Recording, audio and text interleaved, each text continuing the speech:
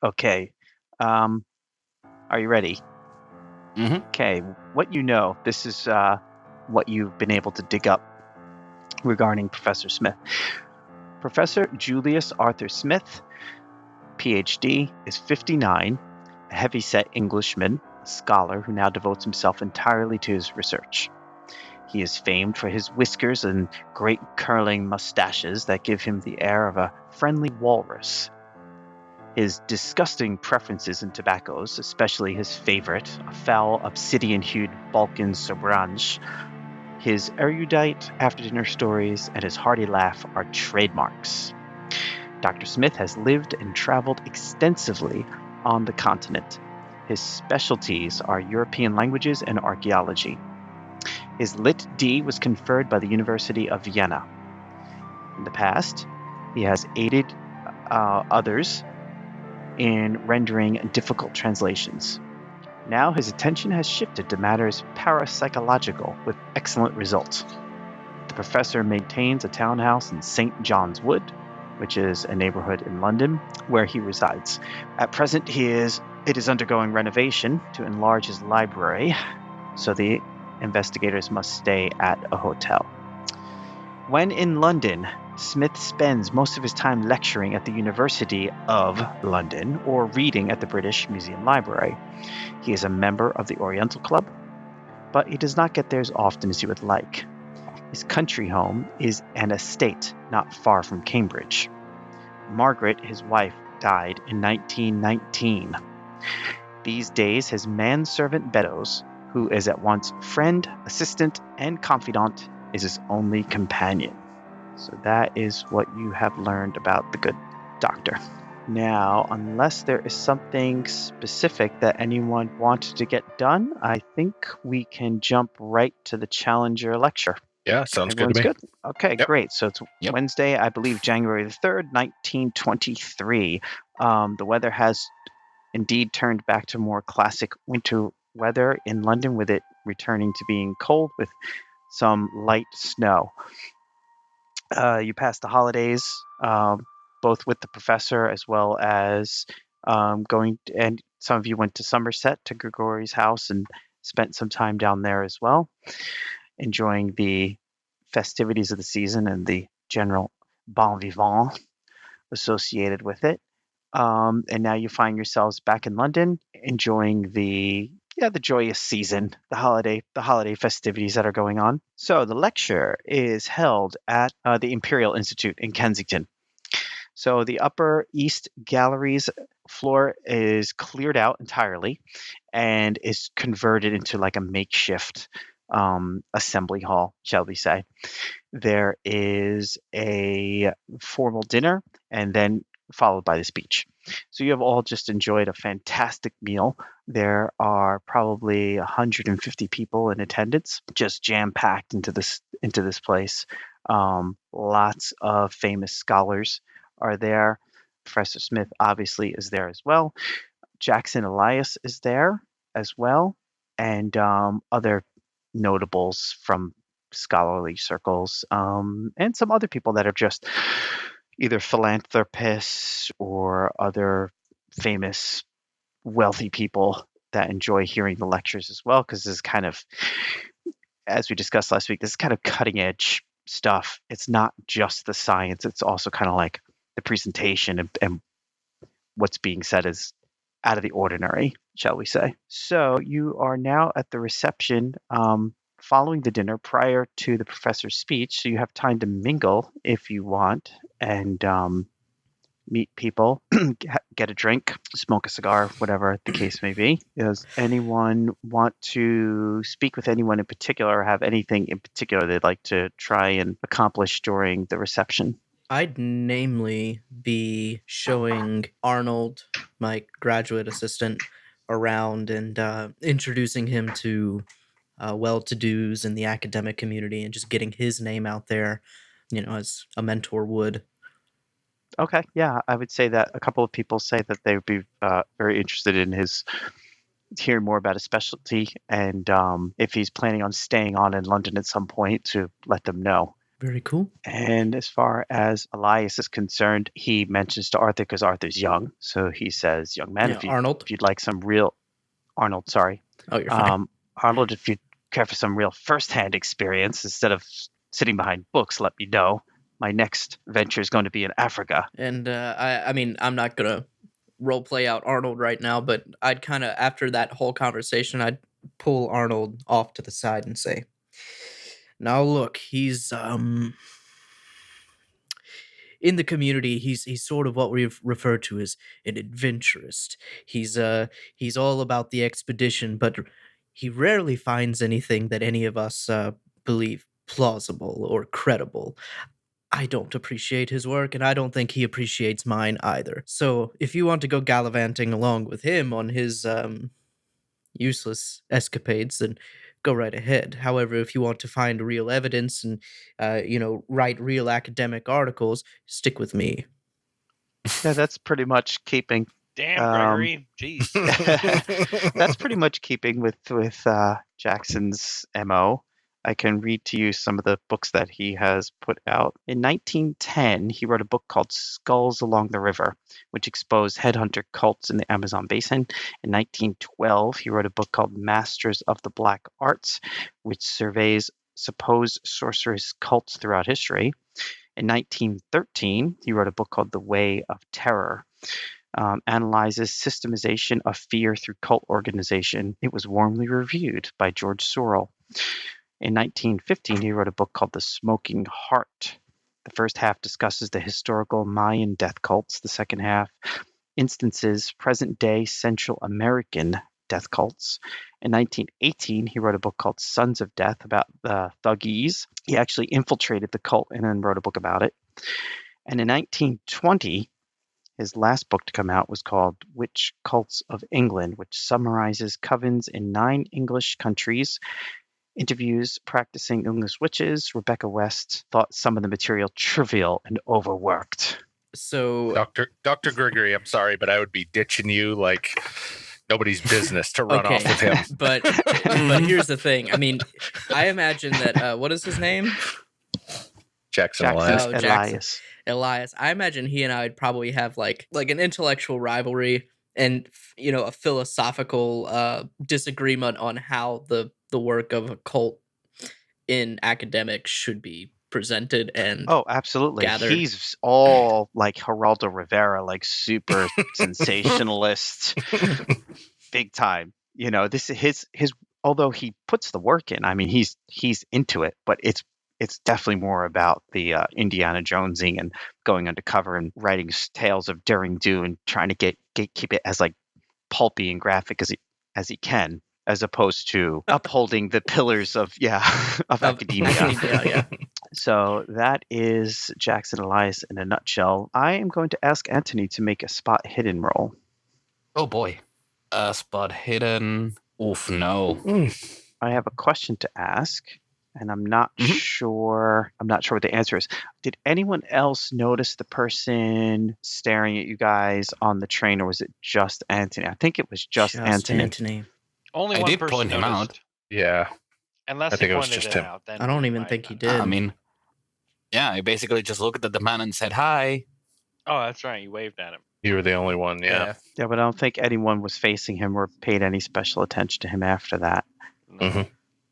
Then the evening wears on as normal. Oh, shit. Oh boy. You need one of those MIB things. Just go, forget. We were none the wiser. Oh, that's even better. I love how sometimes it's like the curtain is partially opened, and as a player you And we realize still you fuck missed up. something that We the can see that character. Doom approaches, but Yeah. we can do nothing about it. Yeah. Yep, that the character completely misses, but as a player you're kind of like, I wonder what would happen if I rolled something differently. Unless you want to push it. Had Nil not fucked up tremendously, we might have made it. Well, I mean, Well, honestly. he could try and push it. No harm in trying. Yeah. But Well, if he there is fails, Oh, nice roll. Ooh, Nice. You got to explain That it was a though. good roll, my guy. So How'd you push it? basically, I mean, since I figured that it wouldn't be at first that Anthony is actively looking, like, Anthony being like a shy fellow, he would have gone to, to like one of the corners of the place and just, kind of looking around, trying to look like he's not actually a bit nervous of all the bunch of people that is around, just kind of darting around. Mm-hmm. So after, let's say, I mean, there's just so many people crammed into such a small space, and once the scars came out, the room is getting full of smoke, so it's getting a little bit harder to note details. And everyone's had a couple of cocktails in them at this point. It's a little hot and stuffy, so you're looking around, and you at one point you kind of just do a double take, and you notice the same man that was on the train once again, kind of standing off in the crowd, looking intently at you. When you make eye contact with him, he kind of looks at you apologetically, bows his head, and then disappears into the crowd. But you get a good look at him this time. So he looks like he appears to be European in his mid-30s with dark hair, and he is very well dressed, but no other distinguishing features. For the time being, I mean, after the man looks away, like Anthony would be confused and, a bit more nervous than already the whole, I guess, a bit claustrophobic situation. And Anthony does better with smaller groups of people, like, for instance, the party, the professor and such. He does well, but so many people, so many strangers, it's like that gets him. So yeah, that would put him even more nervous. He's in the corner there, like sipping on his drink, smoking. So whoever this man is, he kind of disappears into the crowd, and you cannot find him again after that, no matter how hard you try. So after a short period of time, there's a small bell that's rung, and everyone is then called to sit down and listen to the lecture. So Professor Smith stands up on the stage and proceeds to give his lecture. Now, his lecture is actually a multimedia presentation. He has some very early moving pictures. He has some slides as well, which are being projected onto a screen which he has next to him, and is very much keeping with the criterion of amaze me at the Challenger lecture. So he is really kind of just upping the showmanship and making it like a full-on multimedia experience, which for 1923 is saying something. Okay, so here we go. So overall, you find Smith to be droll, entertaining, and precise. He recounts with relish the clever deceits and clever exposures of charlatans and pretenders. So he first opens up by going through various spiritualists and things that he has exposed and how he's exposed them. So he's showing pictures kind of like the picture that we saw before of him ghost busting, which gets a general laugh out of the crowd as he then explains, how they then try to explain their way out of what was happening and all that sort of a thing. Then his tone shifts and he becomes really serious. And he says, there proved to be, however, categories of repetitious phenomena offering no simple elucidation. I refer to the poltergeist, to the traveler who suddenly finds himself dozens or thousands of miles or years from where he stood moments before, and to the so-called haunting. My presentation tonight concerns the last. So then he brings up a still image that's broken into a couple of sections. And he says, I say haunting and not ghost or spirit because alone such phenomena, haunters, can be buildings, lanterns, coaches and fours, swords and so on, as well as men, women, dogs, bears, processions, even armies. Worldwide, the store of casual anecdote concerning hauntings is enormous. I say epiphenomena because the haunters are not linked with any specific observers, and the haunting presumably occurs with or without human witnesses, as we shall see. Thus, perception of such an event is secondary to the event itself. The essential characteristics of haunters are simple. The person or thing must have existed, must have disappeared in some sense, and then must reappear once or many times. The location of the phenomenon must stay the same, or may change. That which reappears may be partial and insubstantial, or be as solid and real-seeming as any member of tonight's illustrious gathering. No other conditions are needed. So he stops and gets a drink of water at that point, and there's just a general clamor of people talking, and so he shows these photos, which he's now going to describe.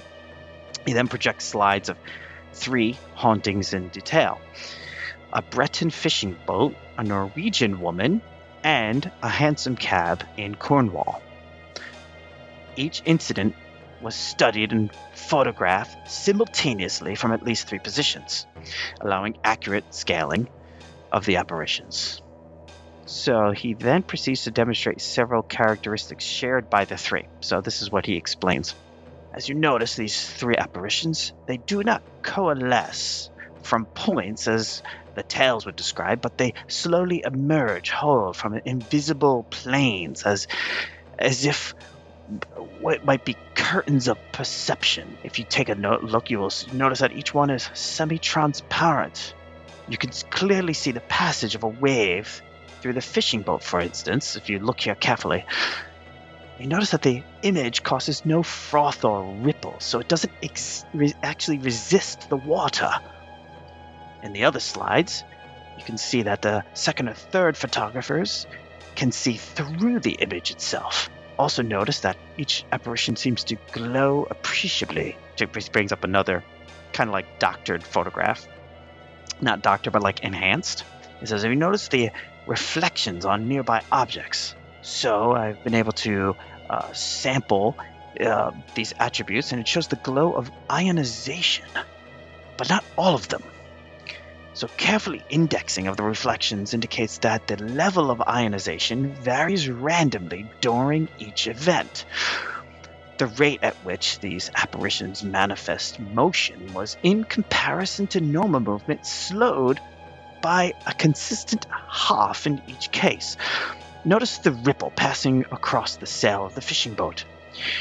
And then he signals, and you hear a projector in the back of start rolling, and there's a 16 millimeter cinematographic film with it speeded appreciably. So as you can notice, the ripple seems normal while the ocean waves themselves become ridiculously fast. So does the staircase descent of the Norwegian woman seem less unusual when sped up. Likewise, the horse drawing the hansom cab switches her tail casually as if discouraging flies, rather than making seemingly malevolent and mysterious gestures. Historically, each of these 3 apparitions was held to have disappeared, not to have been killed or destroyed, though the observation could not be said true of every apparition. Comparatively, instances of touchable, solid apparitions rarely occur. One might wait many lifetimes for such a chance. Such apparitions seem to not be uniformly preserved in the south of England. You may note that has been settled by man for many thousands of years, yet the vast majority of hauntings seem to have been produced of only the last 5 or 6 centuries. Only a handful survive from Roman times. We have observed in the past 30 years, science has finally begun to be to the point where we can learn about that which cannot be seen or normally sensed. That some behavior, I feel, at the atomic level that's impossible in the greater world, is what we're observing here. So I've come to think of these hauntings as to offer clues to so far indefinable ways of arriving at or opening a way into other dimensions. It is my belief that such hauntings represent clues concerning the natural universe, which much larger and much stranger than we imagine. The walls of what we perceive as normality have a subtle flexibility. The spectral hauntings I have discussed represent attempts, perhaps random, perhaps purposeful, certainly unsuccessful, to return to this time and space by elements of it somehow removed. if we are energetic and not a little lucky in our observations, students of the paraphysicality may one day be able to move up and down time. That kind of gets a little stir from the audience and some laughter. Or travel globally with minor effort, or to perceive that which at present lies completely beyond our senses. What awaits beyond remains the supreme question, which, for the present, each must answer for himself. And with that, he departs from the stage, and there is roaring applause afterward, and a lot of conversation immediately after as to what he might have been discussing. So after a time, he then is pressing the flesh and doing the meet and greet after, and the hour is now pretty late. And so people are starting to file out, and Smith walks over to you and he says, well, what did you think? I thank you again for your generosity of time and taking those photographs for me. As you can see, it was most important, and what you experienced seems to corroborate the theories that I have. Despite the fact that some of your theories fly in the face of God, it was a nice performance, Professor. I would love to hear more. Perhaps, I can't spend too much time talking. I would love to talk to you all more, especially since you are the most recent people to have seen such a phenomenon and photograph it. How about on Friday night we meet at my house and we could discuss the subject further? I particularly would like to hear your views, Father Kane, on where you find the blasphemy in all of this. That sounds like a grand idea. Discussing philosophy with intellectuals is rather fun time for me. Let's say 8 o'clock. I'll have Beddoes cook us a fine late dinner. This is most kind of you, Professor, and I would kindly take you up on this offer. I would like to discuss this more with you. Yes, and I never one to turn down a free meal, of course. Now, during the lecture, a couple times you had to nudge Audrey, like she was Dozing off. oh yeah, this is like totally not her bag at all. She's just not into it at all, and she had like 4 martinis beforehand, so she was like doing the nosedive thing often. So she's not super enthused about the idea, but she does ask if Jackson Elias is going to be there, and the professor says, I don't see why not. I suppose I can invite him. And then she kind of like brightens up at that point. She finds his brand of entertainment to be much more interesting than Professor Smith talking about dimensional gates. Oh, Professor Smith, do you by any chance know, and I give him like the description of what I can remember of that guy that I spotted first on the train and then on the... He says, I can't say that I do, but it is most curious that you should bring that up. And at that moment, someone else kind of comes in and she gets completely distracted and goes off to whatever. So whatever he was about to say, unfortunately, is going to be lost until Friday's dinner appointment. I don't know about Rest the rest in of peace, you. Professor Smith. Yes. I don't know about the rest of you, but especially you, Dr. Haas. I'm rather uncomfortable with some of the things that he was discussing up there on stage. This is the first time I've ever felt this way about any of his work, but I mean... Yes, it is certainly most interesting. If I had come to this without seeing what we had seen, I would think that this was all rubbish. But with my own eyes, I have seen this carriage come out of nothing, and I could see through it. Yes, but just the concept of being able to move from one place in time to another place in time is preposterous. Even if whatever we saw out there was real. I mean, I believe it. I believe it is real as much as the rest of us does. But this is too far. Oh, come now, friend. Surely it's some trick of cinematography or something along those lines. I mean, if it were a trick of cinematography, though, why were we able to interact with it? Like, why were we able to interact with it? And, like the voice, when the driver and the woman spoke, didn't seem to come from, elsewhere. Like, it seemed you as have to though remember that I saw with Reginald my was own eyes inside. the good Dr. Gregory's hand pass through the object. I did. This I do not know how to explain. And besides, you are inside. What do you know anyways, Reginald? Well, I know quite a bit about illusions. Audrey's like, he's got you there, Reggie. Got you there. What we saw was very much real, but I think the professor's gotten batty, honestly. It's the first time I've ever heard him say such ludicrous ideas. Does stretch the imagination quite a lot. This is a large leap he is making from an object that we have seen to some sort of time travel, alternate dimensions. It seems far-fetched to me.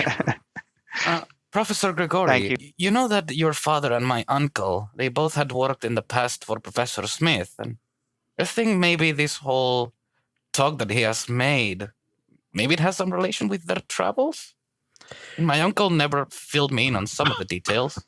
Well, I can hardly see how is their travels, as far as I understand, took them through Turkey and various other parts of Europe, and I know that what my father saw was not pleasant, and he ended up paralyzed below the waist. Somehow I can't see, he didn't talk anything about Turkey. Somehow I can't see how any of this relates to that. But it is rather coincidental that he has invited both myself and you, both relations to people he's worked with before. It does seem a little strange, I'll admit. Mm-hmm. Almost as if there was a higher power governing us all. Or a puppet master pulling our strings. Yes, Guilty as charged. Well, I'll say that if there is a power watching over us, it must be the sadistic kind. Regardless, I think Arnold and I are going to return to, where are we staying? Are we posted up somewhere? Yeah, you're staying at a hotel in London. We'll say a fancy one. Ritz-Carlton. I don't know which one off the top of my head. I'm sure it's called like the Queen's something. Yes, exactly.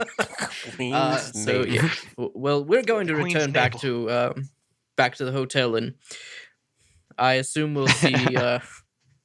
We'll see all of you in the morning. What day is it, by the way? Did you say it was Thursday? Monday. Or It is Wednesday, January 3rd, 1923. I think I know what I'd like to do tomorrow if there's nothing actually planned. Yeah, it's whatever you want to do. You have a day to do whatever. I'm going to go and check out maybe some of the sources that he used. So, yeah, I don't think there's anything in particular unless there's something someone wants to do tonight. No, the Dr. Haas is going to head home here to his apartment in Westminster. He has a shift at the hospital tomorrow, so. Okay. Gentlemen, it was a pleasure to see you all again, and I will see you all on Friday. Good. Audrey tells Reginald, don't think you're getting off too easy, Reggie. I didn't get all dolled up like this for nothing. We're going dancing. The swing clubs are in... Well, actually, are they in full effect in England, though? I'm sure there's some underground places that you can go to. Yeah. That play uncouth music. That uncouth American stuff. And well, Father she's Kane American. Yeah, she's American. Well, of course, my dear. I'll try not to step on your feet.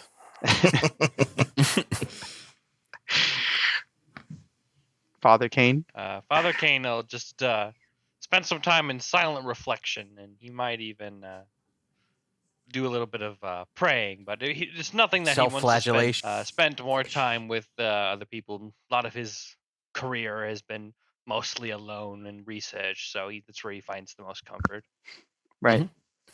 How about Anthony? Well, Anthony at first, he'd kind of listen a bit on the whole thing about the swing club, but then, Anthony will just think about better just head home back to his uncle's, especially because, right now after the professor said the whole thing about funny you mentioned that, Andrew's starting to get a bit weirded out, First having seen that man on the train, now having seen that man in here. So yeah, Anthony will decide to just head home and, be careful about it. Any touch of alcohol that he might have taken, by this point he's sobered up.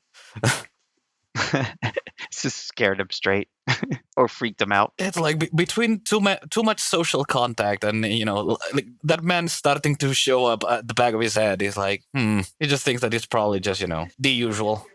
Mm-hmm. Anthony's in for a treat tonight. In that case, then we can go to the next day. So what is it that we're going to say that Reginald and Audrey are basically useless on Thursday because you stayed out as late as humanly possible, well into the morning hours. So what would the professor like to do? I'd like to go with Arnold, go to the library, check out maybe some of Dr. Smith's sources, as well as read up on other people who have talked about time travel and the relation of time travel to weird happenings. He may not be the first. You want to make a library use check? And we'll say it takes all of Thursday and a chunk of... you could spend months doing research, but you could basically fill up all of the time till you meet him for dinner, essentially, the following night. So you tell me how long you would like to spend. Oh, almost a fumble. Can I push it? Well, how would you push it? Well, first of all, so the way that we initially would have been doing this is I would have been going through records and having Arnold go and grab me books himself. Realizing that he's taking too long to do this, I'm going to get up and start doing some of it myself. Yeah, I will say you also remember that you haven't taken advantage of any of the rare books in the reading room. Too. Yeah. And those take a day or so to get credentials for, and we'll say that the first day you didn't turn up anything. Mm-hmm. But the second day, they allowed you access to those other books. Okay. 74, so a regular success. Kind of close. So, yeah. Well, the reason why is because there's virtually nothing to read on it. It seems that Professor Smith is the first person to really do any kind of serious research on this. Straight science and academia, it's just, this is science fiction. This is pure fantasy. There's nothing to corroborate any of this stuff. However, there is some recent stuff that's been coming out in science that is pretty interesting. Hang on one sec. I just want to look. Okay, so yeah, we're still 2 years away from quantum mechanics even being a thing. So yeah, this is brand new, breaking ground in terms of what he's suggesting is, since there's no quantum mechanics, nobody's even thinking about anything of that type of like any dimensions beyond the 3 that we know about. So then I'm determined that he's batshit. I'm gonna take some notes as like a sort of a counter argument to whatever he might try and propose to us tomorrow or on Friday, and build up a serious case against it, because I'm dumbfounded that he would, he's never put anything out quite so preposterous, has he? No, and it almost sounds like he was really pandering to the sensationalists. Well, what they want from that particular thing. Not that he would say anything that would be blatantly false, but the Challenger lecture is known for its exhibitionism. Yeah. Then I'm going to surmount a case against him, or at least against his argument. Okay. Is there anything else anyone wants to get done prior to meeting with Professor Smith on Friday night? Nope. The good doctor works his shift, goes home early, gets a good night's rest, and is taking the day off on Fridays, and is excited to speaking with the professor and the others. He finds this absolutely fascinating, because this is something kind of outside his area of knowledge, and it's a little bit shocking and exciting to him. Mm-hmm. How about Reginald? Is there anything? Reginald at this point is pretty determined to figure out he still thinks that the professor knows that this is all BS, and it's like some kind of, it's like he's testing him to see if he can figure out how he was able to trick him. Oh, so okay.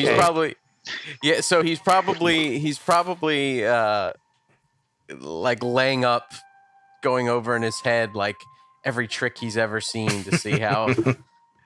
That's a really unique way of looking at it, feels too. like the professor's like the David Copperfield. It's all set up. He's thinking this whole thing, like his whole reason of going down there was all set up for something else. I love it. Right. That's great. How about the good father? After attending Mass, Father Kane is going to retreat to solitude and spend a lot of time reflecting on the last couple days. He's going to definitely be praying for some inspiration and some guidance on the what things he's seen, he's heard.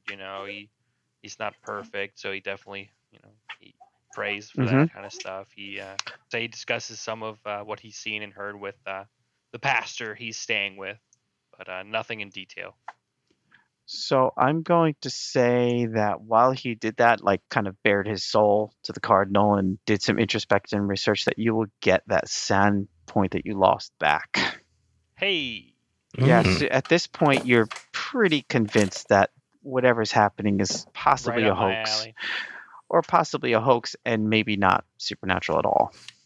Something else. So you're not convinced one way or the other at this point. The cardinal basically says that everything is within God's plan in terms of how the universe is constructed. So what you're saying sounds so outside, therefore it has to fit somewhere. Even if science can't explain what it is that you saw yet, then it has to be something along the lines that the professor is talking about. He's disinclined to think it's anything supernatural. He thinks that there is an explanation for it. Because when you went to the thing and you looked specifically for evidence, you couldn't find anything on the site. So that's pretty much, to him, he's like, then there's nothing to fear. Okay, great. So Friday night rolls around. You make it to the professor's. Beddoes greets each of you at the door. Reginald, is Audrey coming along? Yes, of course. Audrey goes everywhere that Reginald goes. Yes, and she was invited. So she would have been PO'd if you stiffed her. Great. So the professor greets you all, thanks you all for coming. He apologizes. He said that Elias has already left London to go somewhere on his travels or whatever that he's going to next. So he regrets that he couldn't be here. He enjoyed your company so far the other night, but he had to move on. Yes, it seems that he's afraid of intellectual discourse with those that are far superior to him.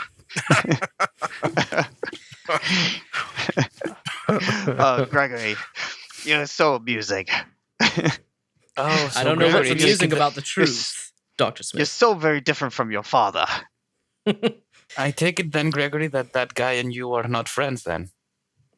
Goodness, no. He's a sensationalist, and he makes light of very serious work. Oh. At least as I would see it. There are some who buy into his nonsense. I mean, it's entertaining. He does seem like a bit of a swashbuckler. Is that how you say it? Swashbuckler or not, he's full of shit. I don't buy it. He seemed entertaining, though. Yes, the most interesting man. I would like to have a beer with him. Yes. He's all exciting because he goes out on these large adventures and joins death cults. And, I sit behind books and do research in language, but... And you read about the death cults. Mm-hmm. Yes. You have to admit that sometimes just sitting behind the books doesn't make it too accessible, I guess you could say, to, less learned people.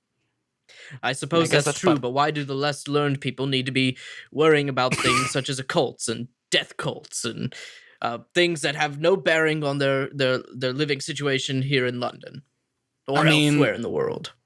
I mean, don't death cults usually prey on the desperate and the hopeless?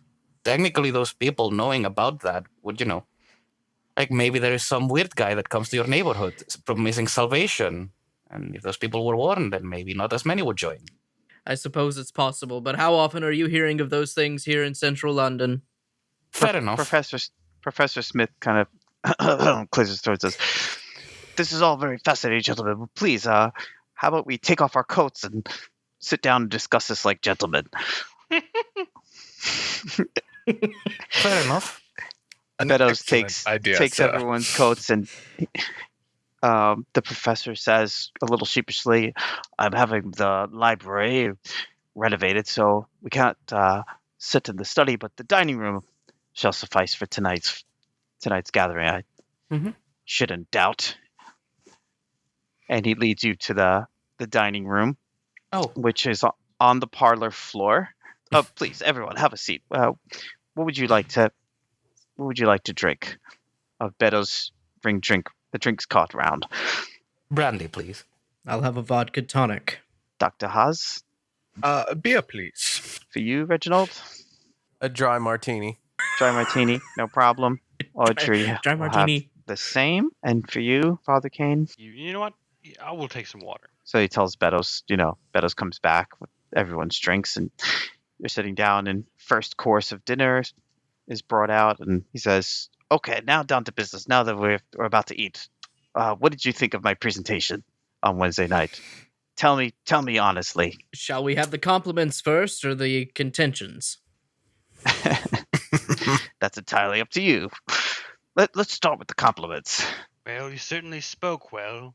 No stuttering. Good performance. Yes, I dare say it was entertaining, if nothing else. Yes, a most interesting speech, but it strains credulity.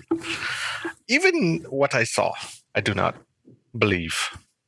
And you tell me that there are more of these encounters and the alternate dimensions?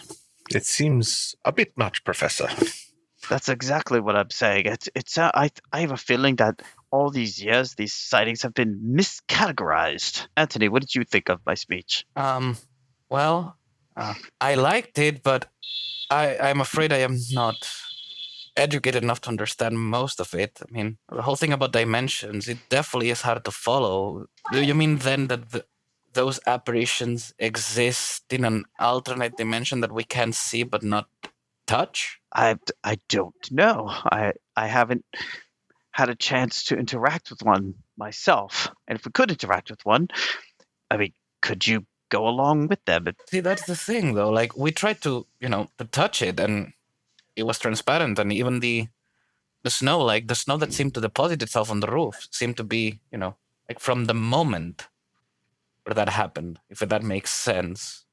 Like the fresh snow that was falling. I think it makes perfect sense, because what I think you're seeing is the person is ionizing and deionizing it, and almost like waves from the ocean. And there are moments where they're more of our time or plane or whatever you want to call it, a dimension, and then times when they're not. And they come and go at their own time and schedule, which is why some of these apparitions, like the Cornwall carriage, are so regular that they're just, it's too precise.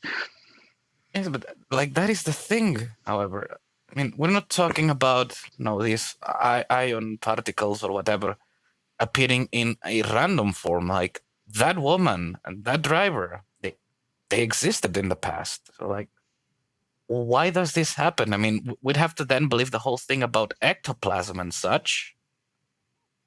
Ghost stories. No. You're misunderstanding me. You're getting it all wrong. At that point, you hear the doorbell, and he's like, "Beddoes, will you get that?" And you hear Beddoes somewhere off, like at the kitchen somewhere, be like, "Yes, getting it, already getting it." And you can tell the professor's like a little annoyed. Well, Professor, since we're bringing up the science aspects of this, I've brought some casework with me to provide you maybe with a counter argument so that you might, pardon me for saying so, but return to sanity, because what you're speaking of is completely outrageous. No, Greg, don't you think that I've already considered all the other evidence? Well, of course, I don't doubt your intelligence. I just doubt your sanity. So at that moment, you hear from the entry raised voices, and then you hear the sound of a shot ring out, and then you hear someone cry out and hit the floor. And in a flash, Audrey is up, Mabel is out. And she's like, "Good gravy, did you hear that?" And like she stands up, her chair flies back. Stand down. Like at this point, Anthony is basically reacting fully on instinct, and just pulls out his own piece. Everyone that doesn't have a weapon, stay down. Grekov is not going to doubt anything that the people with guns are saying, and he like crawls under the table. He starts pulling Dr. Haas. He's like, "Come on, get down." Yes, Dr. Haas immediately dives to the floor. He's a war veteran. He's heard gunshots before. He knows exactly what this is. And knowing that he does not have a piece of his own, he's immediately seeking cover alongside the good Dr. Gregory. Anthony will try to approach, I guess, the door, in a crouched position, making himself as much of a small target as possible, which isn't too hard. Saying that he's I think it's 5'2", 5'4". Yeah, I think it's 5'2". What does the professor do? The professor hides under the table, very slowly, kind of. Reginald gets hides down. behind Audrey. Okay. The walrus. Yeah, he's a big guy. He's like, he's like, what blue blazes is going on here? I imagine Arnold's also under there with us. How about Father Kane? What's he going to do? So Father Kane was definitely shocked. He's not used to the sound of gunfire in any regard. So he sort of gets, kind of stunned for a second, trying to figure out what's going on. But he instinctively reaches for his rosary, which he now has got in his hand. He's kind of rubbing the beads, trying to work through the start, and he's sort of backed up towards the back of the room, not clear side of the door, but still, not out in the open, or not super in cover. Yeah. Mm-hmm. I mean, as is, Anthony will, with his gun out and, being crouched, he's going to tell Dr. Haas, keep them safe. You know what to do.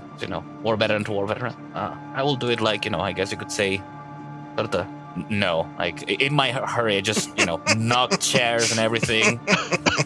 I am definitely making noise. At all. Knock over the Ming vase. Yeah, exactly. Yeah, just straight up, running towards the door. Professor Smith's like, "Good heavens, man, you're almost making more damage than the gunman out there."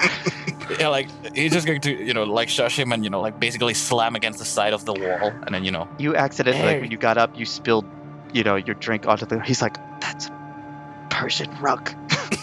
Dr. Haas is commiserating with him. He's like, "Oh, this is terrible. Look at this stain." The tragedy. Forget what happened to Meadows. The rug is stained. Yeah, and as this, I'm going to peek out of the dining room, see, do I have line of sight on the door? Well, before you get to that point, so as you approach the door, Audrey perfectly stacks opposite the door, covering the door for you. So when you approach the door, she's kind of nods for you to open it. Yeah, the way that I'm gonna do it is just grab the pommel of the door and then open it suddenly without exposing myself. If someone is covering the door, then they won't find the body. The way his townhouse is laid out, so basically on the parlor floor you have the main entry, which is its own little small room. Then is a hallway, and off of the hallway are two doors. The first door is where the library is, which is being renovated. The back door goes to the dining room where you are, and then there's the stairs that go up to the top floor that go up. Actually, the stairs where you are in the back of the house will be going down to the basement, and then if you go to the front of the hallway where the entry room is, there's the stairs that go up. So right now you don't see anything but you can clearly hear someone kind of writhing around on the inside and calling out. It sounds like it might be Beddoes was shot. And yeah, first I will move up, give Audrey a sign of, for the time being, she covers me, I advance. Okay. So as you are walking down the hallway, cautiously, the door kind of bursts open, and you see this man standing there. So he just, the door just, blows open.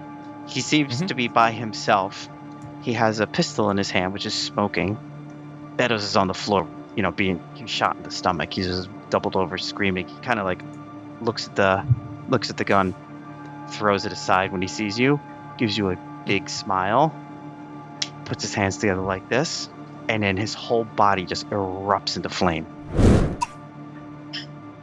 Oh. So, I mean,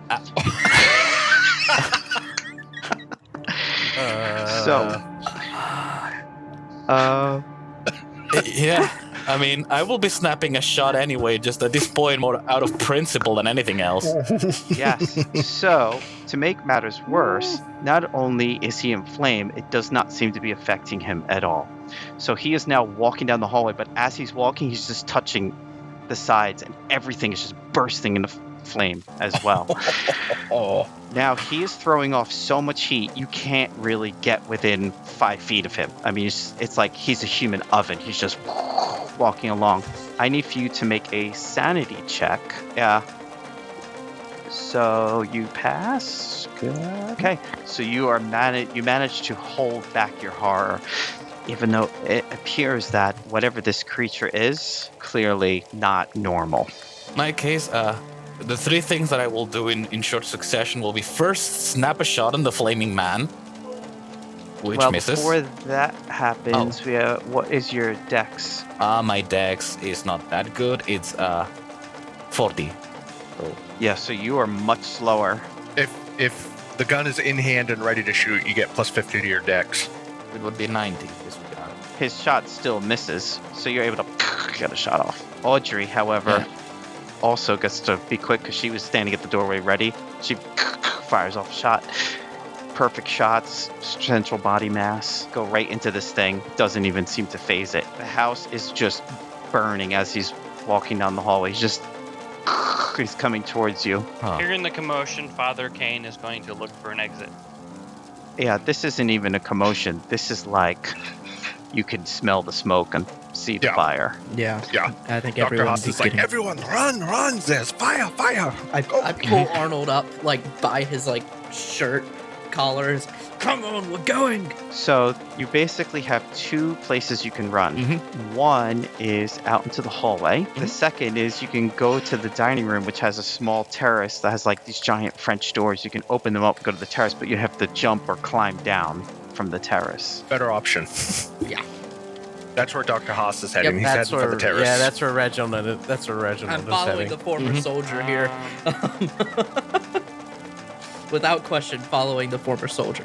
I mean, as is, in my case, all I gotta do is a fighting retreat. Right, so you and Audrey take a step back, and you're just firing into this thing as it's walking in, and it's just taking the whole house down. So has it stepped over Beddoes and set him on fire, or? No, he left Beddoes in the entry. Okay. He stepped over. He was in the hallway when he saw them with the guns. He just smiled, bursts into flame, and just starts heading towards you. So now for this round, however, we're going to be in strict dex order. So you have a choice. Anthony can fire, or he can run away or try and dodge the attack. Oh yeah. Okay. I'm cool. definitely gonna try and dodge. Beautiful. Nice, barely, huh? Gonna be a close fucking call though. Yeah, he beat you. Oh shit. This is gonna succeeding hurt. Yeah. Thank fuck that I do have a good amount of hit points. Do you have more than 7? Yes, I do. I have 12. Okay. So you sustain 7 hit points in damage. And how many magic points do you have? 14. He takes 5 of them. So you sustain serious burns. Your clothes just instantly burst into flames. Audrey, seeing this, turns and runs. She's gets into the dining room. She's like, everyone get out! She heads straight for the thing, kicks open the French door and just literally vaults over the railing. She's bad to the ground below. I love her. So Dr. Haas follows her over. He uses his walking stick, actually. Before we do that, you can only move in your dex order. Oh, okay. So what is everyone's dex? 70. 60. 80. 75.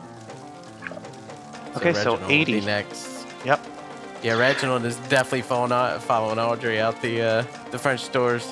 You can clearly hear Anthony screaming, like, The professor as he's burning trying to to death. like roll on the ground and put out the flames, which seems. And then you see this thing come through the doorway, and it's just like this person is just on fire. So I need all of you to make a sanity check. Not Anthony, because he's already seen this thing. Yeah, I made mine. And I did beat it. Okay. I've got to actually add mine, because... Fail. Okay. Okay, Reginald. Oh, God. Fumble. Okay, so Reginald, you take 4 sanity loss in the confusion, but you're managed to be able to like have at least enough presence of mind to know you can try and run away. Gregory, you take 6. Yes. Oof. Does that mean you pass out? That means exactly that. Everything that you're seeing completely defies anything you've ever seen before, and you just go down in a heap. Oh. So I believe Reginald has the highest dex, correct? Yep. Okay, so you stumble back. Reginald just does like a falls into a heap. The professor is cowering behind the table. The creature comes through the door, and just the rug just immediately sets aflame as it walks into the center of the dining room. It's just the heat billowing off this thing is so intense. Is there anything to climb down? Not really. No, you have to like lower yourself and just let yourself drop the last 7 feet or so. Oh yeah, I'm definitely doing that. You wouldn't leave your good Okay, friend Christoph, would you? There should be no hit point loss for that. I've jumped off gazebos and not broken. Well, it still comes down to the dice, doesn't it? So if you can make a dex check, you can make like an acrobatics check or tumbling if you have anything along those lines. With an 80 dex, I would think that. Good Nice, Yeah. nice. Yeah, so you make it down no problem. Audrey runs right over to you and she's like, "Good gravy! What is going on here?" Who is next in the initiative? And Probably me. I had 70, and I think Bill has 75. Yep. All right, Bill Kane, you're up. Do it. Father Kane. Father Kane is going to like position himself in between the burning man and Dr. Gregory and the professor, who are now like positioned on the ground, and he's going to be like holding his shaking hand up with his rosary, and he goes, "Lord, keep me out of the hands of the wicked," and he's like just barely like whispering the words because he's so terrified, and he's like, "Protect me from those who are violent, for they are plotting against me," and he's like just like barely like standing between, because he's got that level of composure where he can still follow his teachings and stuff. Mm-hmm. So he's sort of like protecting them just from being attacked by the fire. And Gregory's unconscious. So that brings us, I think, to Anthony, who has the lowest, right? No, Dr. Haas. That's me. Dr. Haas. Oh, Dr. Haas. So the good Dr. Haas was, I think, running with Dr. Gregory, making their way towards the patio to try and flee when Dr. Gregory, I guess, saw what he saw and passed out. Has seen many terrible things in his time. This being pretty close to the top of them, but he does seem to maintain his composure, and seeing his comrade fall at his feet, he reaches down and grabs him by the scruff of his neck and drags him to the patio as he screams out, "Scheiße!" and pulls him over the patio with him as they fall to the first floor. I'm a big man. Okay, cool. So I'm going to ask for you to make a strength check. See if you can haul him over the railing. Okay. Okay. Oof. Okay. So I have a 40 strength. So just so people know. Yes. Oh no! You chanted victory too soon. So you get him to the railing, but it's just too heavy. Everything's happening too fast. You can't. Unfortunately, the doctor received a series of serious wounds during the war and isn't quite as strong. So now I need for you to make a dex check and go over the railing. All right, sounds good. Somehow you do a perfect dismount and land like a jewel thief into the garden. I have experience from the war fleeing the enemy, so I'm very good at this. So that brings us to the next round. So what would Arnold be doing during all this, by the way, Ben? You can make a sand roll for Arnold first. Okay. It's gonna be funny if he dies too. 2. No one's dying. Yeah, you spent your turn burning, Nil, and rolling on the ground. Sand roll for an Nice, 11 for Arnold. Nice. Okay, so Arnold is not insane. No, surprisingly, he has a 40. He's kept his wits about him. What does he want to do? Well, he would have been with Gregory, Dr. Haas, because Gregory pulled him up by the collar to run. So when he sees Dr. Haas leap, Arnold's like, "What are you doing?" And then he's gonna grab Gregory and I guess chuck him out and say, "Someone catch him!" as he's throwing him out the window. Yeah, I mean, there's like a little. It's a small terrace with a pretty high Audrey will parapet. catch you. It's a wrought iron parapet. Yeah. Okay, so make a strength check. I thought you said he's super strong though. This guy, right? He is. He's got an 80. Yeah. Beefcake. So no problem. Mm-hmm. And then I guess he's gonna jump out too. Now this is where he's gonna fuck up because he's got a 35 dex. Oh boy. He made it. No, he doesn't fuck it up. Wow. Nice. Good Okay, roll, my guy. so now Anthony can make his dex check. All right. Come on, Anthony. Oh boy, this is gonna be bad. Is it possible to push this?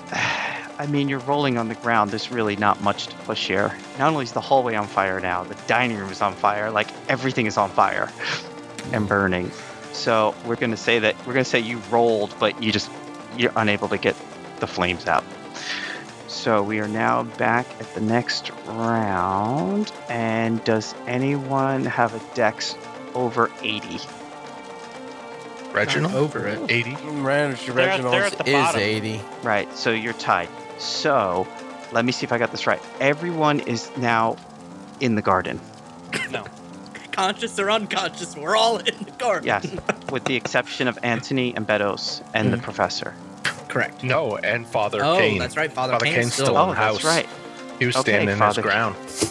Excellent. So this thing turns towards you and just lunges at you. Father Kane thrusts his rosary forward and says, "Lord, do not let me be overcome by evil, but let me overcome evil with good." And he sort of, casts the Lord's name to smite the thing back.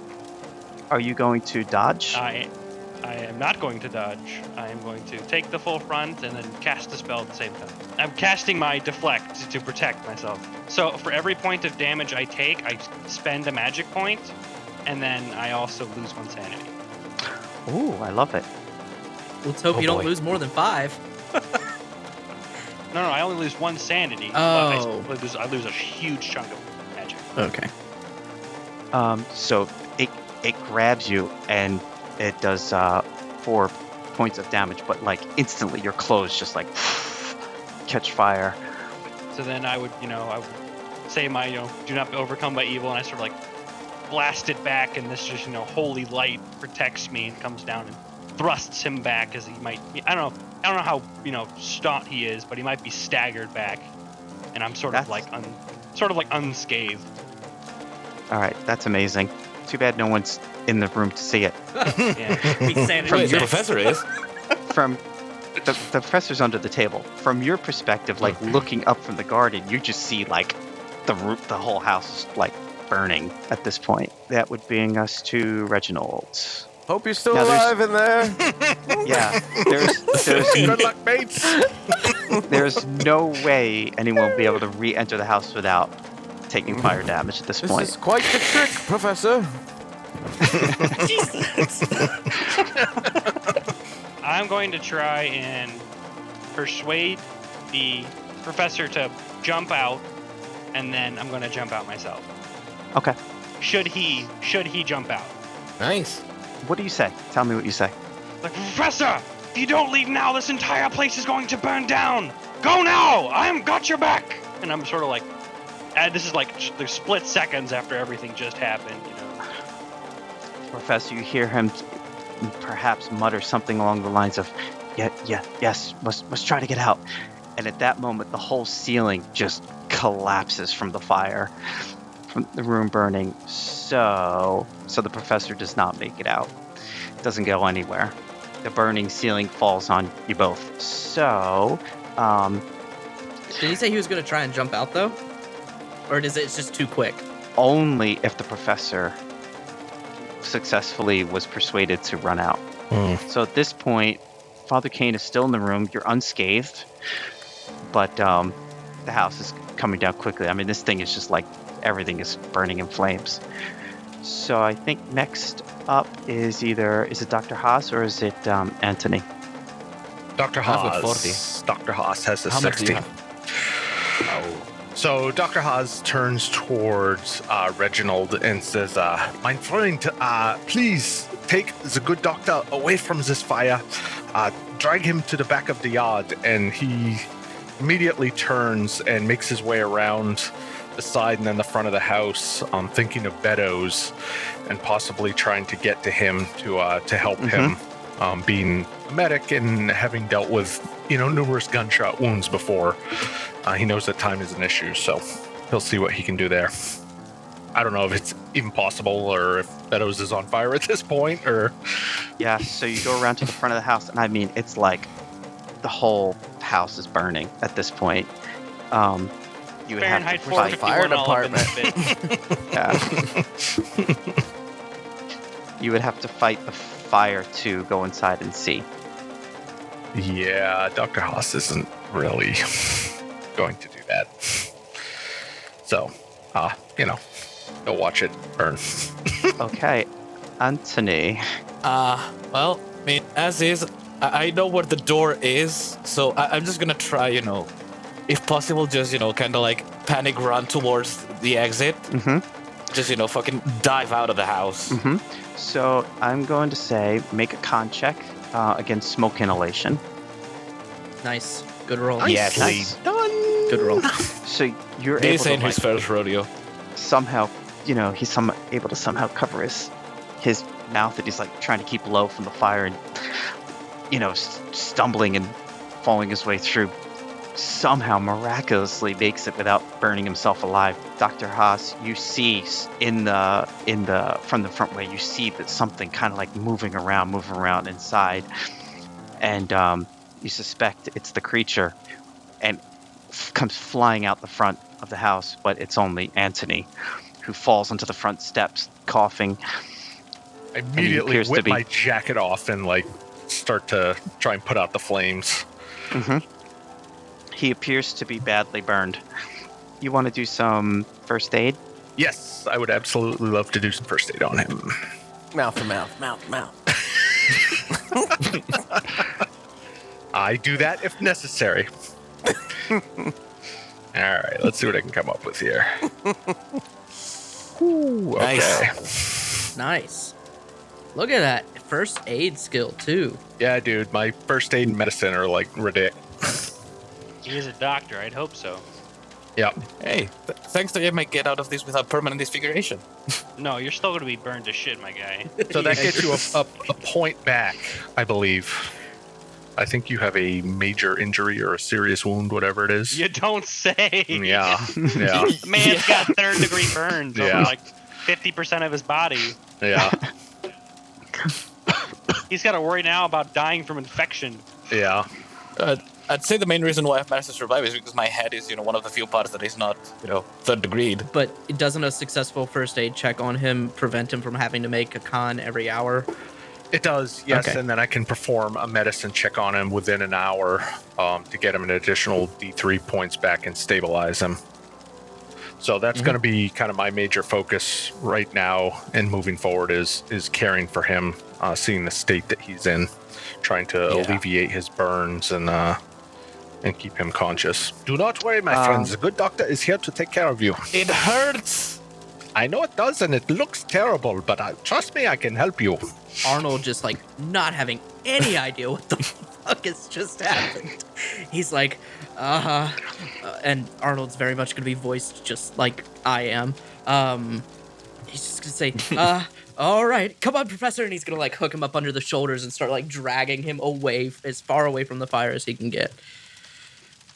Do I need to make a roll, or am I just gonna? No, we're gonna say we do it. He's able to do it, I'd say. Yeah. So as you all are basically pulling away from the house at this point, except for Father Kane. So we still have another round. Come on, Kane. And this Get thing the hell out of there. way faster than you.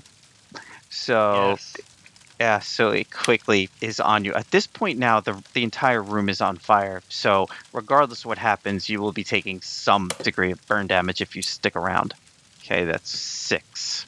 All right, I am just going to take that sanity loss again. And how much was it? 6. 6. So I am going to reward myself, casting or using the Lord's name to shield myself, and I'm losing another point of sanity through loss of 2. So you're at 68. Yep. Okay. And then it would be my turn, assuming, because Reginald's outside. Reginald. And then Unless there's something Reginald wants to do. No, he's pretty content to be alive at this point. And not particularly brave, so. So yeah, I'm going to jump out the window. Okay, cool. So give me a dex. Oh, okay, you could push it. Spend luck. We so can't you spend luck unless sustain. he says. That's going to be too much for that. Just say 1. So you fall, you like roll your ankle when you hit the ground. Okay, so you make it out, and at that moment, you just see like the entire house just starts like collapsing in and on itself from all the fire, and it quickly becomes a massive fire. And then you hear the fire brigade arriving. It's about. It's just like Well, it's them, only though, been isn't it? like it's only been like 3 minutes. Oh, that's true. Say it's fire. It's not fire prevention. It's fire extinguishing. Mm-hmm. Yeah, they're not there to, to stop that particular fire. They are there to prevent it from expanding. Yep. So the fire brigade, you can hear the bells ringing and stuff like that as they're coming, and there's a crowd gathering on the street now trying to figure out what the deuce is going on. Meanwhile, I'm in the front yard with Anthony like laid out on the sidewalk, trying to tend to his wounds. Yes. So that is the question as to what everyone wants to do. I mean, for the time being, point. Anthony's going to like clutch at Dr. Haas' arm and say, "Let's get further away from here. I don't want to be near the flaming lunatic." Can you Stop speak? talking. Stop. How can Stop you talking, speak? my friend. Stop talking, my friend.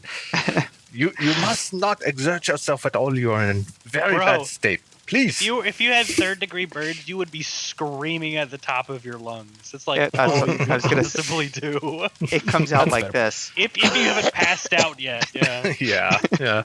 Just It's just coughing. I and mean, it's- smoke inhalation. you're fucked, my guy. I mean, come on, I still had 5 hit points left. It could be a lot worse. It could be a lot worse. We'll give him True. that. We'll give him that. Like, I mean, the question here is, with 5 hit points left after the burns, like, how exactly would that be? Like, if we had to draw an Translated to equivalent to real life actual terms. burns and Yeah. damage and real life bodily harm. you lost half of your life force in one One one moment. instant. Yeah. I would definitely Majorly scarred record for some the sort rest of of your life. scars on your character sheet. Mhm. Oh, yeah, like...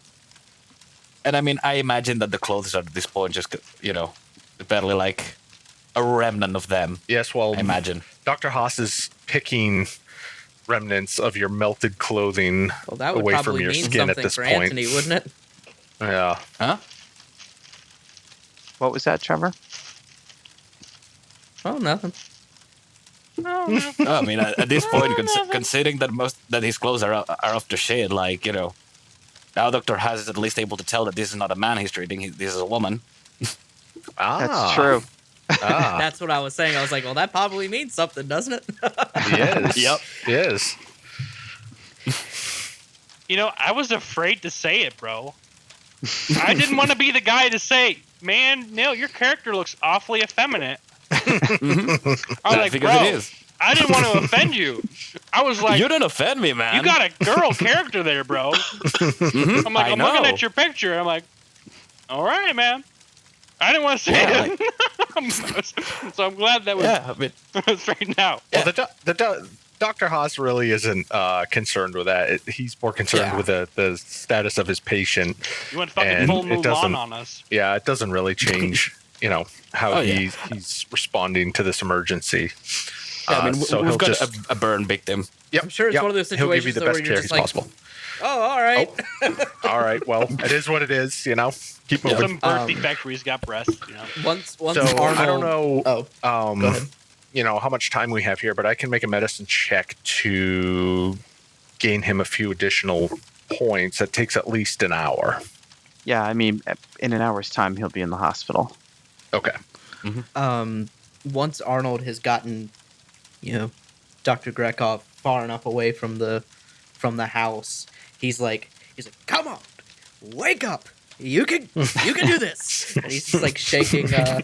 Grekov. He's like, come on and wake up, damn you. So yeah, I would say that with a moan, Gregory kind of like rolls over. Probably the first thing he's gonna do is just throw up. Like His senses are just reeling. yeah, he just leans over and just vomits. Ugh. Yeah.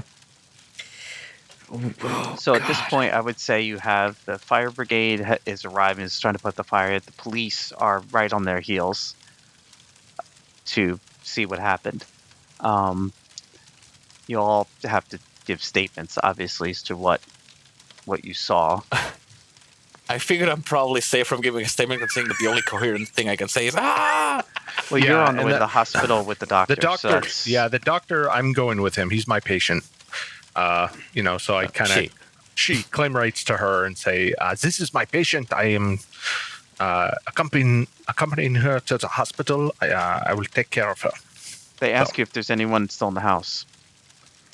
Unfortunately, I believe the professor, the owner of the residence, was consumed by the fire. You also don't So know. they- You also don't know if Kane got out. No, I don't. Who's Kane? Bill Kane, your Oh, me. character. I'm Bill Kane. Talk about memory, goddamn. I got so out of it. All right. It's these Twizzlers. They're so good. Guys, the firemen- who's the Hagia? What's the Hagia Sophia? Who's Machiavelli? Seriously, though, you guys were talking about shit that hadn't even come about yet. Mm-hmm. So Go ahead. the firemen rush inside to see if they can find any survivors in the burning wreckage.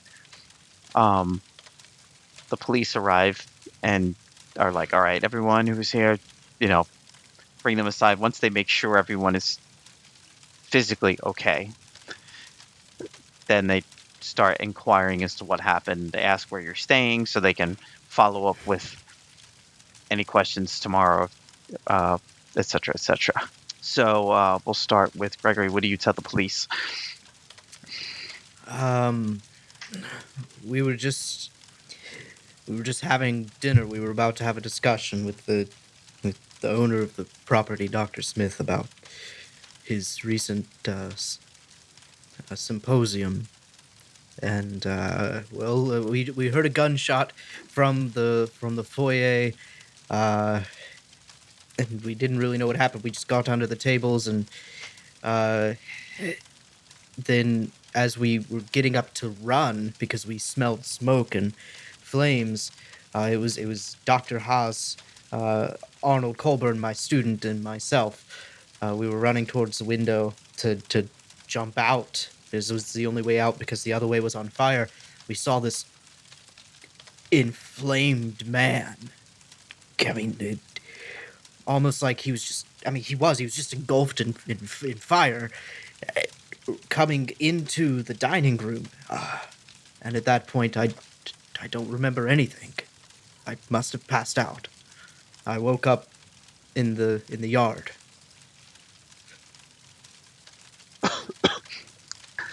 Reginald, what do you tell the police?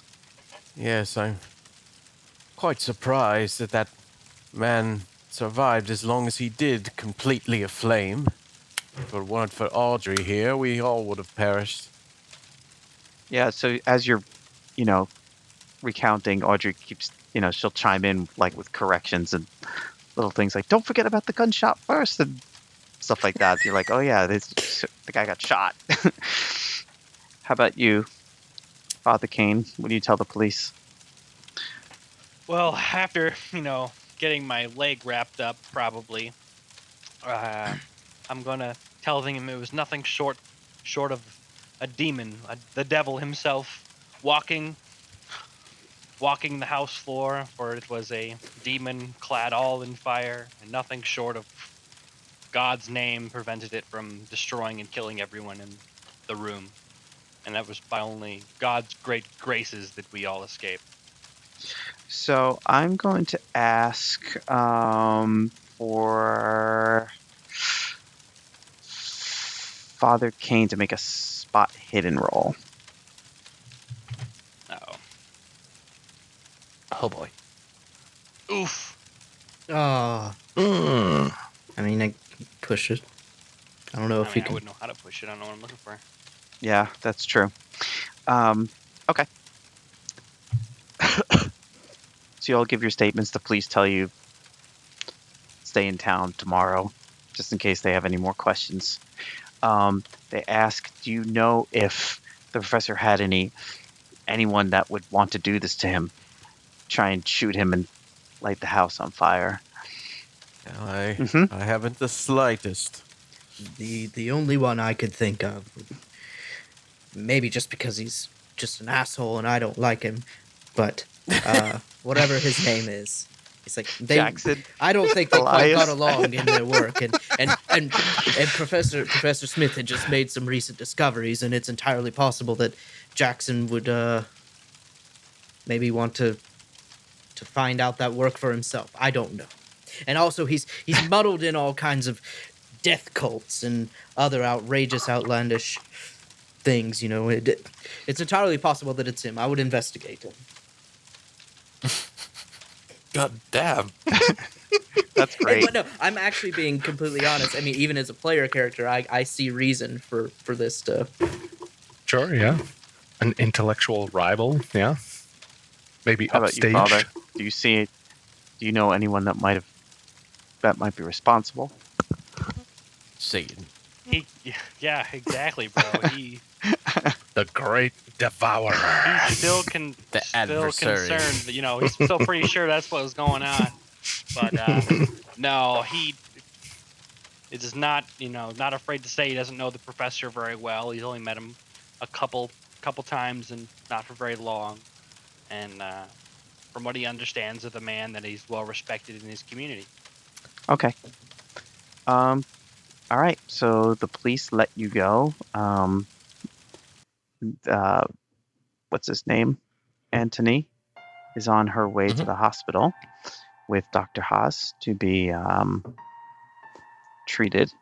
Ja. I'd be going to wherever I could write a telegram to Vyacheslav, my father. Yeah, you're going to go back to the hotel and be like, I need to send a telegram straight away. And I would imagine that Father Kane will also be going straight to his friend the Cardinal to bring him up to speed. Oh yeah, from what he's seen, he needs to report back. This is some supernatural phenomenon, straight up his alley. So he needs to alert the Vatican, and also he probably should get his leg looked at and make sure it's not broken or anything. I know he got it treated at the site, but better safe than sorry. Right. Pardon me. What's the hospital that Dr. Haas is at again? It is Saint. Hang on here. Hospital of St. John and St. Elizabeth. Okay. Yes, man. So the next day, let's open up with Father Kane.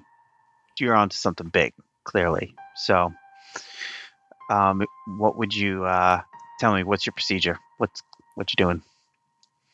So first thing I'm gonna do is, get the pastor to help me get a hold of the Vatican, and most importantly, my good friend the Cardinal, who's overseeing my branch of the Catholic investigators. And when I get him on the phone, first thing I'm gonna do is I'm gonna tell him, we got some stuff going on. I'm definitely gonna explain that, what I saw, how I saw it, stuff leading up to it, anything that might seem suspicious, standard like investigative reporting, because I'm first and foremost an investigator for the church. So it's going to be like a fairly detailed report, and I'm going to go ahead. I was going to say the Cardinal asks whether this creature conforms to anything that you've encountered before, or in any of your studies have you come across anything like this?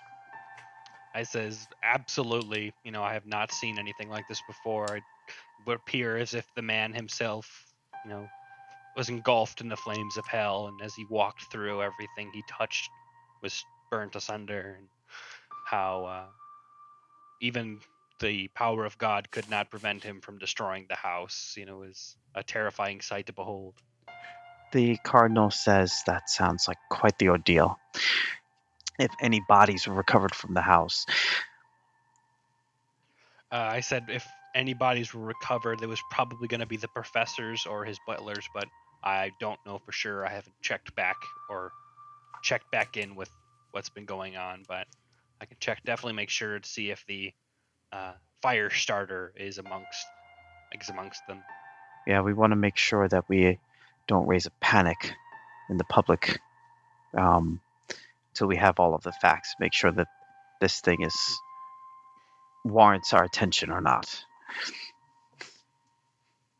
The ability of the church to help people is based on people believing that it's legitimate, right? Right. So he can't just intervene in everything. Right. Now, unfortunately, because you failed your spot hidden check, what you didn't know is you were not speaking to a police officer last night, but to a reporter. Oh! So it's all over the tabloids, about the fire, and how it was like, Oh boy, fiery demon alive in London rages. It's completely sensationalized. Great. So your name is in there. I mean, it's just like a complete tell-all story with photographs and everything. Great.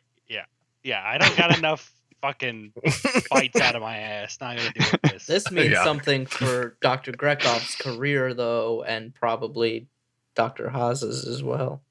Well, fortunately, the reporter only spoke with Father Kane. You guys were speaking to actual police officers, so the dude was I spoke to no one. He was what's the word? Impersonator. Yeah, he was impersonating an officer. It's a crime, right? Mm-hmm. Maybe not at that time. If you could find him. Fucker. Crucify the man.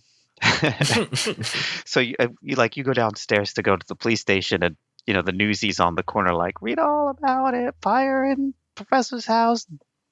Fiery demon lives, terrorizes London. And you're like, uh-oh. Shit.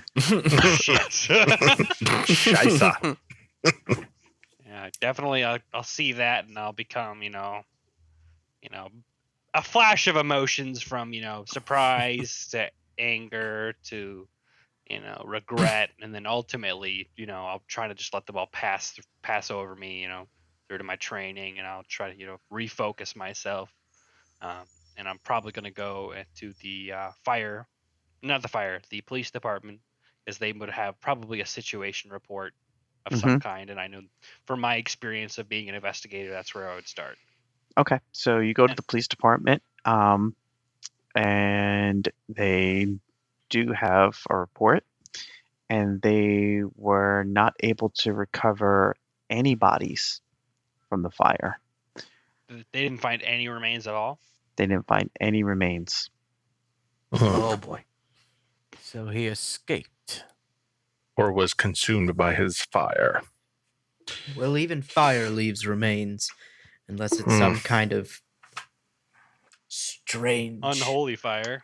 I'm much more inclined to believe that than I would have been last night before all of this happened. That's for sure. It's a necro fire. So what is Dr. Krekov doing the next morning? I guess since I probably couldn't have sent a telegram last night, I'd have been sending a telegram this morning. Yes, so what does your telegram say? Dearest Father. Stop. I must... I regret to inform you... Stop. That our dear friend, Dr. Smith, has perished. Stop. This is most tragic. Stop. We were attacked by something strange. Stop. Get back with me. Stop. Your son. Help! Stop. Yo, mama. Stop. Reginald, what are you doing the next day? So at this point, Reginald is finally convinced that this was not a trick by Professor Smith. He's likely going to cancel the rest of his tour in London because he's so shaken from the experience. He's also going to he's at this point he's pretty much hell-bent on figuring out what this thing was, and he kind of feels insignificant at this point, like a charlatan, now that he knows that that magic is a real thing as opposed to just something that's done for entertainment. And so he's hell-bent, for lack of a better word, on figuring out what the cause of this maddening experience was. Yeah, I guess that makes sense considering the sanity loss, just like the weight of everything you saw suddenly got thrown into, his insignificance got thrown into sharp relief there, especially with a creature like this where you're powerless. And plus, it just, its whim was whatever it wanted. Well, was his name in the paper as being associated? His name was not in the paper. Okay, well, that's good, because that would probably completely ruin his reputation. So it's not so much that he wants to figure out the source of this. It's just that he has to, he doesn't have any other choice at this point. He's begun down a course of no return. Get ready. Well, and he also, throughout his time of traveling and coming across people who believed in these sorts of things, he often kind of just chuckled to himself and sort of snickered at them behind their backs, because he didn't believe in any sort of spiritual element. It was all just stories for him to use in his stage act. But now he feels like the silly one for, and now he starts wondering, some of the other things, like when he was in India and Nepal, and they were talking about the Yeti. Like, is the Yeti real? Is the I mean, like, you start to wonder, like, down the is rabbit his hole. whole world, his whole worldview flipped around. We're going to bounce back to Father Kane. When you saw Matt, the article, we're the two most important characters going on. You shoot. When you saw the article in the newspaper, you basically went down to the newsstand and bought like every London paper to see what other stories are in there. Most reputable newspapers just have a story like this where it says, Professor Julius Arthur Smith, a figure well known in academia, was sought today following the burning of his St. John's Woods home under mysterious circumstances. Missing also is Dr. Smith's manservant, one James Beddoes. Witnesses saw a man resembling Beddoes run from the house just after the fire broke out. Anyone knowing the whereabouts of Dr. Smith or Beddoes is requested to contact Detective Sergeant Rigby at Scotland Yard's Arson Division. I mean, you pretty much know how much of that news story is true and how much is false. Mm-hmm. But another article catches your eye. This one is not in a reputable paper. This one is going to be in a newspaper called The Scoop, which is the same newspaper that had the sensationalist article about the fire. And it's actually the second headline. And it says, man dies 3 times in one night. 3 bodies in hotel. Each man carries same identity. The article reads, 3 slain men were discovered last night in a London hotel, each bearing positive identification as Mr. Mehmet Mekriat of Islington. Each had been stabbed through the heart. Maids at the Chelsea Arms Hotel discovered the remains. The room also was registered in the name of Mr. Mekriat. Bona fide papers identify the trio as one man, the Mekriat, who is a Turkish antique and art dealer doing business in this city. The victims bear superficial resemblances, and each had passed as Mr. Mekriat since independently arriving in London 3 days ago. Confusingly, the real Mr. Mekriat, or at least the man described by neighboring shopkeepers as Mr. Mekriat, cannot be found. Police request that he come forth. The passports of these Turkish nationals record independent worldwide travels for each man over the past 3 years.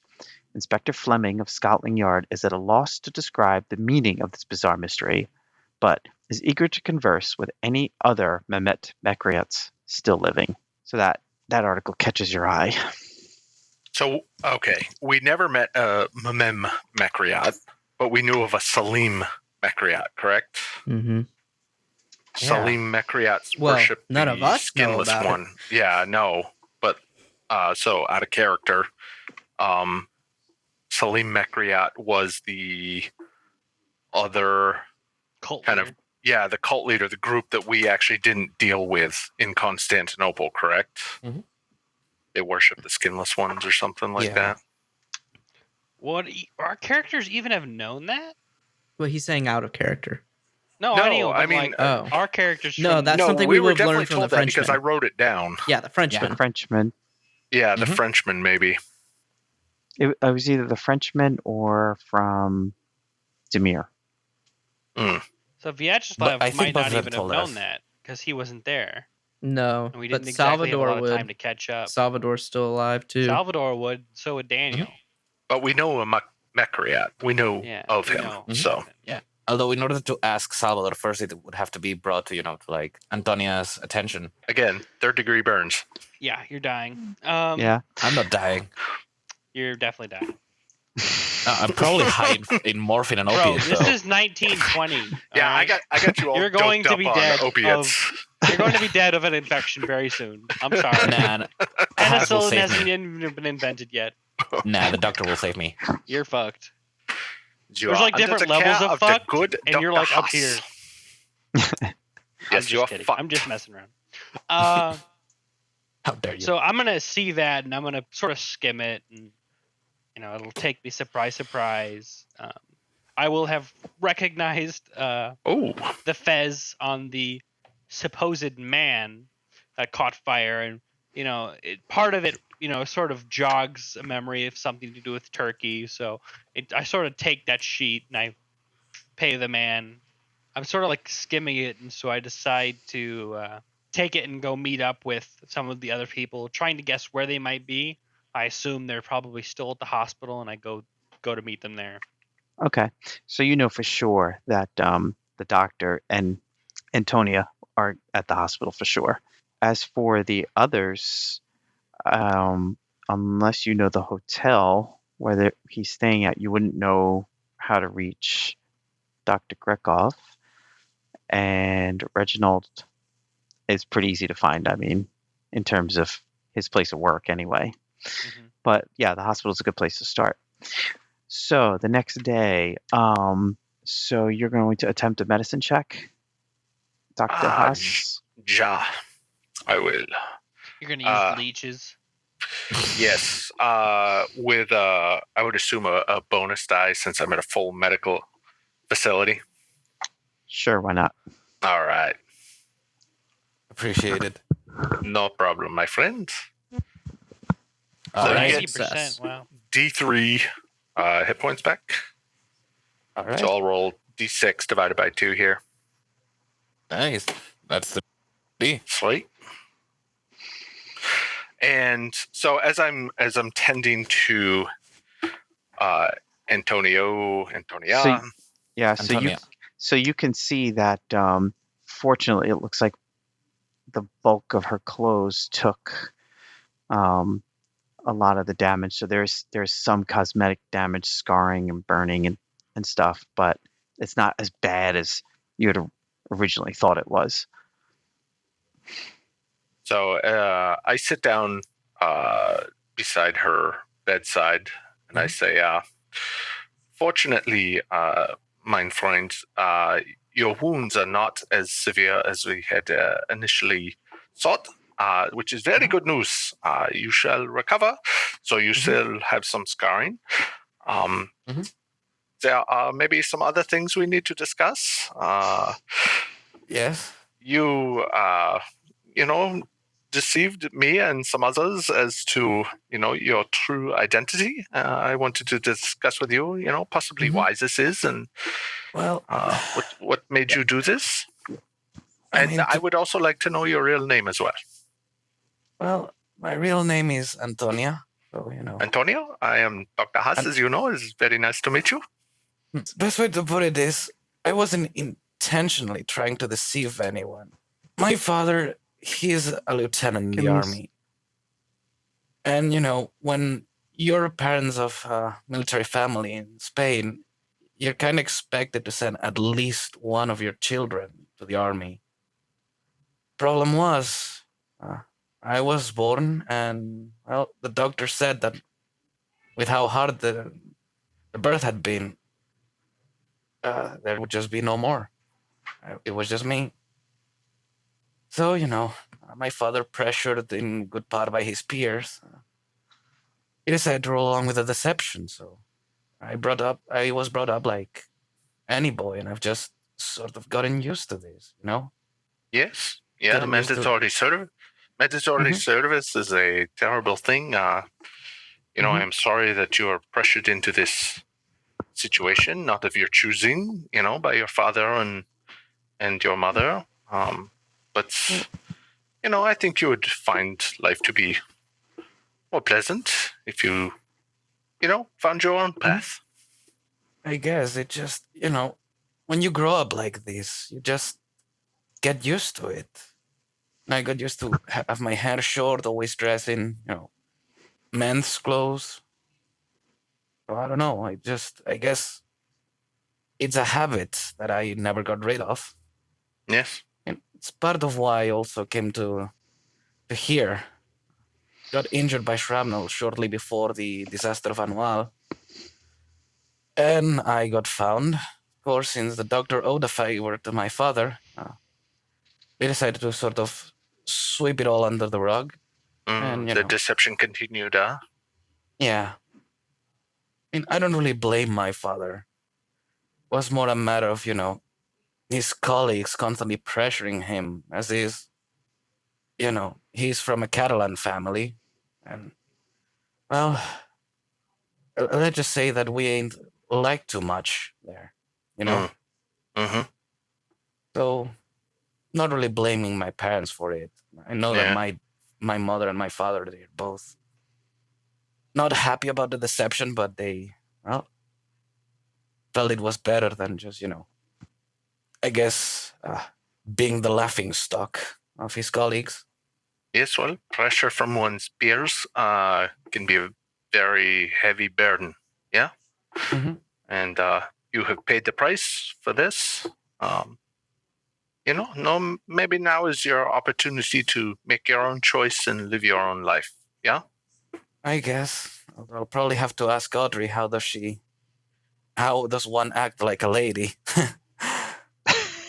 You will have many opportunities to seek out many ladies, I think, from many different walks of life. And learn much from many of them, I think.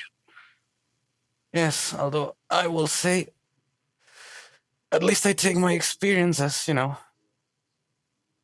can definitely tell that we can do just as much as many if we put our minds to it. And we're allowed, of course. And one day, we get to join the army without having to hide it. Okay, so while you're talking to Antonia in the hospital, a nurse approaches you and says, "Doctor, this note just arrived for you." Yes, please, come, give it to me. The note is clearly written in Professor Smith's handwriting, and it seems to be a hasty scrawl. And it says, "Come at once. I haven't long. For God's sake, let no one follow you. J.A. Smith." And it is an address scribbled under it. In London? Mm-hmm. Didn't he die? Yes. No, he didn't die. Apparently not. He was pushed underneath the table and the debris prevented him from escaping, but he was never killed I never saw him die. Yeah, that's the thing though. Are you there? He's in another dimension. Mm-hmm. Dun, dun, dun. You better hurry to the hospital. I'm gonna mute everything and just put that little music there. So Professor Haas reads it, and he reads it again and says, "This is most peculiar." Antonia, do you know what happened to the professor last night? I thought he had perished in the fire. Do you remember anything? I remember pain and fire and fiery pain. Yes, this is, yeah. I mean, this makes sense. Unless, I don't know, unless the priest got him out, because I was hearing his voice. Unless the priest got him out, you know that you say that he stayed inside, right? Yes, I thought he had perished in the fire last night, and here I receive a note from him today. I do not know what to think of this. And I mean, Antonius is going to clutch your arm tightly and say, either this is a trap, there's something extremely weird going on. My life has been very strange the last week. I do not know what to think of this. But I feel like I must respond to this. I must go. Do you feel well enough to, stand? May we try and get you out of the bed? I would definitely feel better out of the bed and making sure that you're safe than hearing that something bad has happened to you. So, yes, I think I can. Let me get a nurse. They will help you out of the bed. I'm not very strong. And I mean, she definitely is the sturdy sort, after a whole lifetime of passing off as a guy, she's built muscle mass. So, not so much. No, I lost very much muscle in the war. Don't worry. And she's gonna stand up. She's in pain, but she's just gonna be tough it up. How are you standing? Oh I've my got God. 9 hit points out of 12. I'm sending you videos of burn victims. I mean, that's the thing, though. Ben said that it looked a lot worse than it actually is. Yes. The clothing did absorb most of the damage. So good.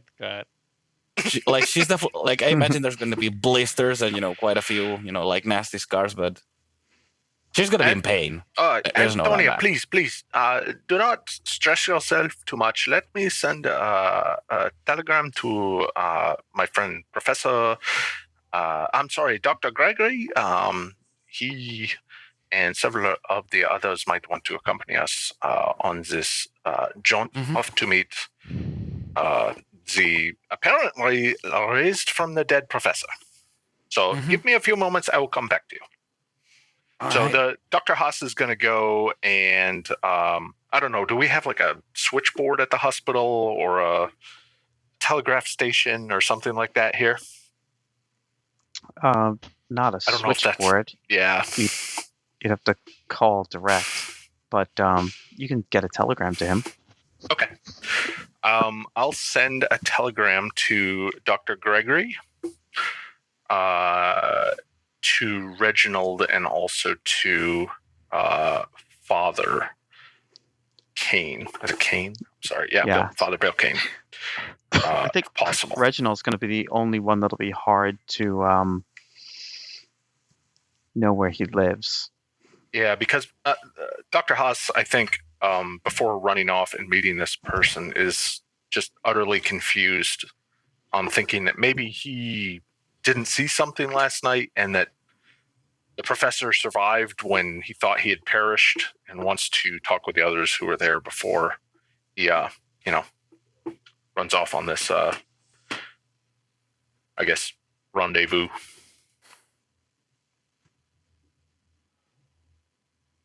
Okay. So, excuse me. All right, groovy. So we should stop there.